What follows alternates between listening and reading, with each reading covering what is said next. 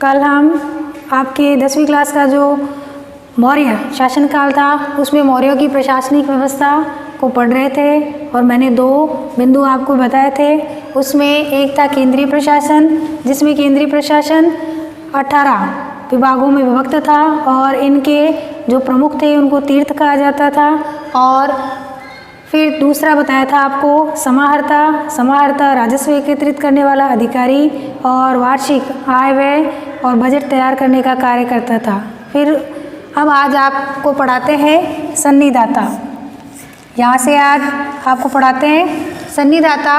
अर्थशास्त्र में सन्निधाता यानी सभी कार्यों से संबंधित 26 प्रकार के विभागों का उल्लेख किया गया है। उसमें आपके कुछ विभागों का विवरण है वो आपकी 10वीं क्लास की बुक में दिया गया है। उसमें देखिए नाम सहित आपको इसका विवरण याद करना होगा। जो कृषि कार्य करे तो उसको कोषाध्यक्ष या सीता अध्यक्ष, जो कृषि से संबंधित कार्यों का लेखा जोखा करे उसे कोषाध्यक्ष या सीता अध्यक्ष कहा जाता था। फिर जो व्यक्ति व्यापार वाणिज्य संबंधी गतिविधियों का ध्यान रखे उसे पणियाध्यक्ष कहा जाता था। फिर सूत्राध्यक्ष जो कताई बुनाई यानी छोटे उद्योग थे, कुटीर उद्योग, उनसे संबंधित कार्यों की देखरेख से संबंधित जो विभाग बनाया गया था वो था सूत्राध्यक्ष।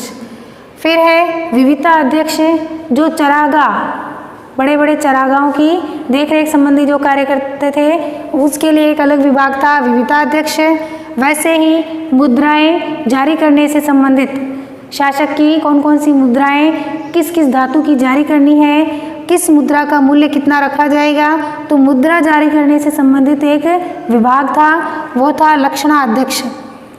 एक विभाग था आठविक था वन विभाग या वन संबंधी जो गतिविधियां थी उनकी जानकारी उनका ब्यौरा रखना, उनसे संबंधित 8वीं विभाग रखा गया था। वैसे ही लूणा अध्यक्ष था बूचड़खाने से संबंधित।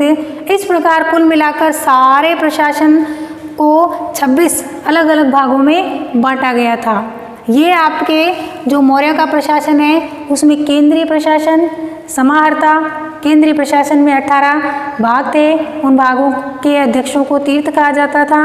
और उसके बाद समाहर्ता, उसके बाद सन्निधाता में अर्थशास्त्र में 26 प्रकार के विभागों का उल्लेख किया गया है जो कृषि, व्यापार, वाणिज्य, ये मुद्रा जारी करने से संबंधित, चरागाह से संबंधित, वन विभाग से संबंधित, बूचड़खाने से संबंधित, इन सब गतिविधियों के बारे में अलग अलग विभागों में बांटा गया है।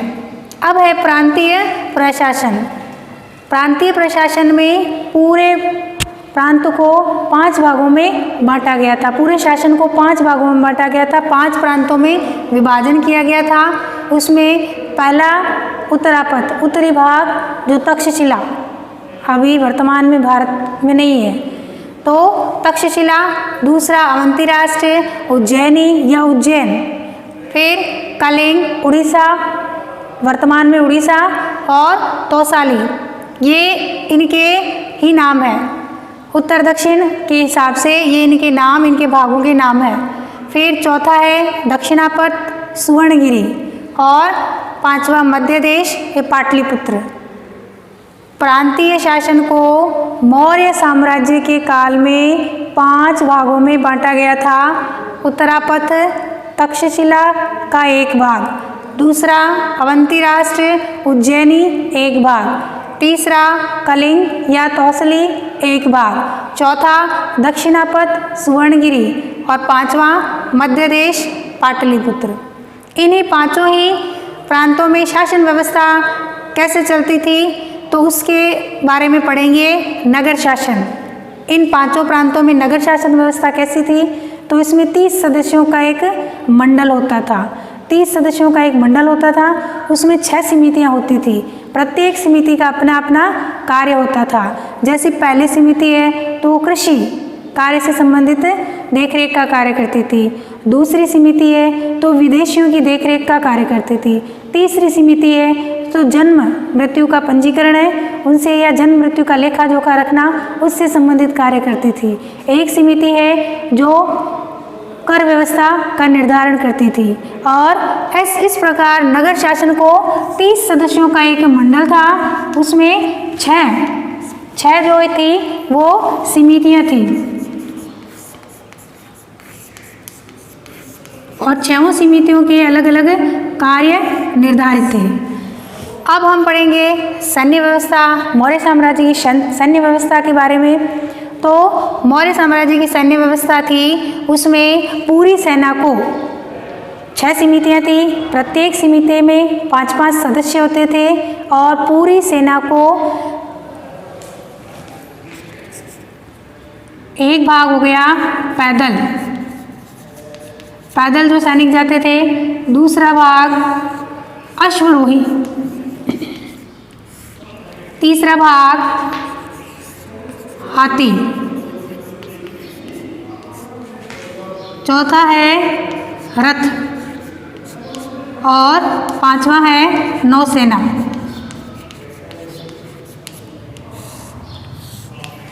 इन 5 भागों में पूरी सेना को बांटा गया था। माना जाता है कि सैन्य व्यवस्था में चंद्रगुप्त मौर्य के पास में 6 लाख पैदल सैनिक, 50,000 अश्वरोही, 9,000 हाथी और 800 रथ से सुसज्जित सेना, विशाल सेना थी। और सैन्य व्यवस्था में इन सभी भागों में 5-5 सदस्यों की समितियां, 6 समितियां बनाई गई थी। उसके बाद हम न्याय व्यवस्था के बारे में पढ़ते हैं। तो चंद्रगुप्त मौर्य या बिंदुसार या अशोक मौर्य साम्राज्य के शासन काल में न्याय व्यवस्था को एक तो ग्रामीण स्तर पर विवादों का समाधान होता था, उसको गांव के वयोवृद्ध या ग्रामीण जो व्यक्ति थे वो विवादों का समाधान करते थे। दूसरा था उसमें संग्रहण, द्रोणमुख या स्थानिक स्तर पर न्यायालय होते थे और राजा का एक केंद्रीय न्यायालय भी होता था। कुल मिलाकर हम बात करें तो केंद्रीय न्यायालय को छोड़कर नीचे के स्तर पर 2-2 न्यायालय होते थे। अब है मुख्य भाग से 2 प्रकार के न्यायालय थे, धर्मस्तरीय और कंटक शोधन। धर्मस्तरीय न्यायालय में चोरी, लूटपाट, डकैती से संबंधित विवादों का है वो समाधान किया जाता था। इस न्यायालय में 5 तो अमात्य होते थे। अमात्य कैसे हैं? जैसे शासक के नीचे जो मंत्री होते हैं उन्हें अमात्य कहा जाता है। तो 5 तो अमात्य होते थे, 5 अमात्यों की एक समिति होती थी और 5 ऐसे व्यक्ति थे जिसमें जो धर्म शास्त्र में निपुण व्यक्ति हो, जो न्याय में निपुण व्यक्ति हो, वो 2 भागों द्वारा इस न्यायालय में निर्णय किया जाता था। और कंटक शोधन है, उसमें आपसी विवादों का समाधान किया जाता था। साधारणतः आपसी जो विवाद होते थे उनका समाधान किया जाता था। इनमें प्रदेष्टा और अमात्य की समिति होती थी, उनके द्वारा इस न्यायालय में विवादों का समाधान किया जाता था। तो न्याय व्यवस्था थी वो सुचारू रूप से संचालित थी, जनता को न्याय को लेकर किसी प्रकार का कोई कष्ट नहीं देखना पड़ता था। अब हम पढ़ेंगे मौर्यकालीन सामाजिक व्यवस्था थी, वो वर्ण व्यवस्था के आधार पर विभाजन किया गया था। कौटिल्य के अनुसार न्याय के बाद मौर्यकालीन समाज की जो व्यवस्था थी उसमें समाज को वर्णों के आधार पर विभाजित किया गया था और प्रत्येक वर्ण के आधार पर उस व्यक्ति का कार्य है वो निर्धारित किया गया था।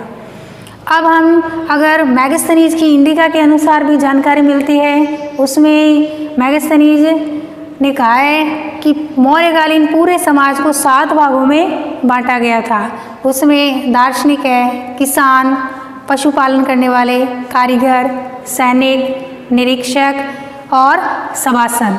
अगर हम स्त्रियों की स्थिति की बात करें तो मौर्य काल में अगर ज़्यादा उन्नत अवस्था में स्त्रियों की स्थिति नहीं थी, लेकिन स्मृति काल की अपेक्षा मौर्य काल में स्त्रियों की स्थिति थी वो काफ़ी अच्छी थी। इसके बाद आपके आज ये मौर्य काल का टॉपिक है वो समाप्त हो चुका है। अब हम आगे आपके शुंग वंश और सातवाहन वंश का टॉपिक है वो नेक्स्ट क्लास में पढ़ेंगे।